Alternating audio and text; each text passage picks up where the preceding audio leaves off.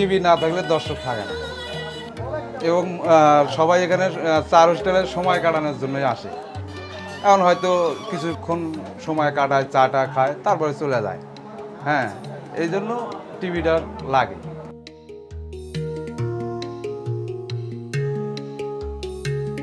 Photocopy করা হয়, তারপরে হচ্ছে ছবি প্রিন্ট করা হয়।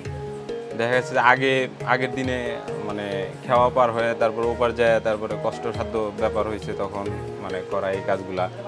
এখন এটা দেওয়ার কারণে চরে অনেক মানুষের মানে উপকার হয়েছে আর কি। যে সোলার ভিলেজটা চালু হয়েছে, হওয়ার পরে আমরা কিছু বৈদ্যুতিক সুযোগ সুবিধা ভোগ করতেছি। এক্ষেত্রে আমার ব্যবসার কিছু উন্নতি হয়েছে। শহরের মধ্যে কারেন্ট তো নাই, না থাকার কারণে তো ফ্রিজের ঠান্ডা মান্ডা এলাকার মানুষ খাইতে পারেনি। এখন তো সুযোগ সুবিধাটা পায়, মাংস টাংস এটা সেটা ঠান্ডা, আইসক্রিমের পানি টানি।